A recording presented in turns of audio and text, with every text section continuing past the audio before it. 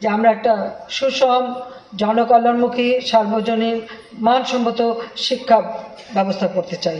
আর শুধু ওই কেতাবি বই পড়ে না, এই ছোট ছোট শিশুদের ভিতরে যে মেধা মনন সেগুলো তো আমাদের বের করে আনতে হবে, তাদের সুযোগ দিতে হবে, তাদের ভিতরে যে একটা কিছু করার ক্ষমতা আছে সেটা যাতে বিকশিত হতে পারে সেই সুযোগটা সৃষ্টি করা দরকার।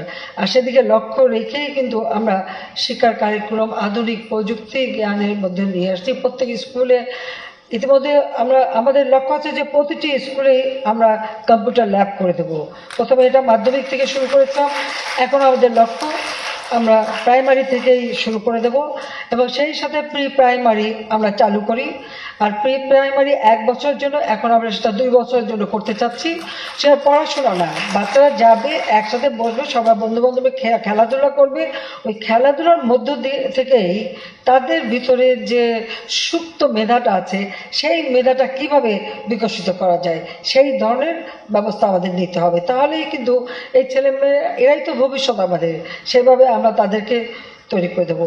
পাশাপাশি যেমন আমরা বই সব বিনা পয়সায় আমরা বিতরণ করছি, সেই 2010 সালে শুরু করেছিলাম। এ পর্যন্ত এই 24 সাল পর্যন্ত 4,74,74,29,883 কপি পাঠ্যপুস্তক আমরা বিতরণ করেছি। কারণ ছোট বাচ্চারা যখন একটা নতুন বই পায়, এই নতুন বইটা হাতে পাওয়া, মলাট লাগানো, নাম লেখা, ছুঁয়ে দেখা, এর ভিতরে আলাদা অনুভূতি হয়, বইয়ের প্রতি একটা আকর্ষণ আসে।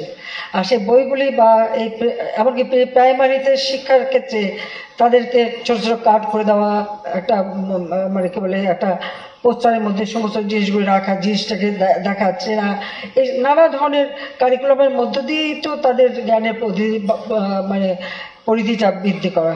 এবং এই জন্য বিভিন্ন উপকরণ বিতরণ করা হচ্ছে এবং স্কুল ফিডিংয়ের জন্য আমরা ব্যবস্থা নিচ্ছি। তবে সেটা আমি চাই আমরা সরকারিভাবে করতে গেলেই হবে এখানে গুদাম মারা, ওখানে খাবার আনো, ওখানে করো, এইসব না। ওটা একেবারে কমিউনিটি ভিত্তিক হবে।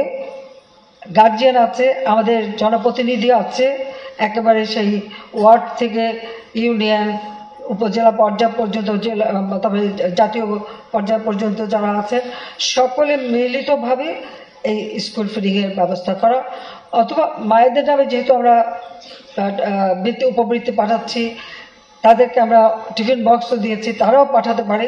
কিন্তু এখানে যদি, কারণ ঝরে পড়ার আরেকটা কারণ হয় যে যখনই ক্ষুধা পায় স্কুল থেকে চলে যায়, কিন্তু সেটার জন্য আমরা এই খাবারের ব্যবস্থাটা রাখি। শুধুমাত্র ওই খালি পুষ্টিকর বিস্কুট দিলে হয় না, ওই বিস্কুট খেতে খুব বেশি টেস্ট না। আমি একবার পরীক্ষা টরীক্ষা করে পরে বললাম যে এর সঙ্গে একটু চকলেট ফ্লেভার, একটু ভ্যানিলা ফ্লেভার, বিভিন্ন কিছু দিয়ে তৈরি করো বা সুন্দর একটু ডিজাইন করে দেওয়ার জন্য বাচ্চাদের এটা আকর্ষণ হয়। খালি আমি এখন বিস্কুটে বলবো খা খা, 2-4 দিন খাবার পরে আর ভালো লাগে না। ভালো লাগে বলো? রোজ রোজ খেতে ভালো লাগে না। একটু একটু চকলেট হলে ভালো লাগে না?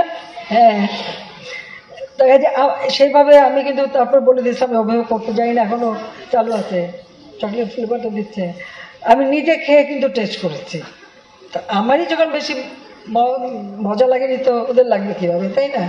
তো যাই হোক, আমরা সেই ব্যবস্থাটা নিয়েছি। তাছাড়া পানীয় জলের ব্যবস্থা, সুপেয় পানি যেন স্কুলে পায় বাচ্চারা, সেই ব্যবস্থা। আমাদের কিছু ক্ষুদ্র নৃগোষ্ঠী আছে, তাদের ভাষায় প্রায় প্রাথমিক সে যেন তারা নিজেদের ভাষাটা শিখতে পারে সেই ব্যবস্থাটা আমরা করেছি।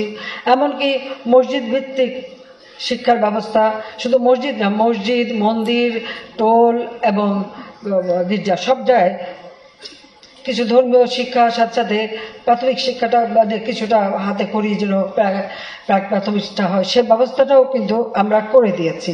শিক্ষা সহায়তা ট্রাস্ট ফান্ড গঠন করে দিয়েছি।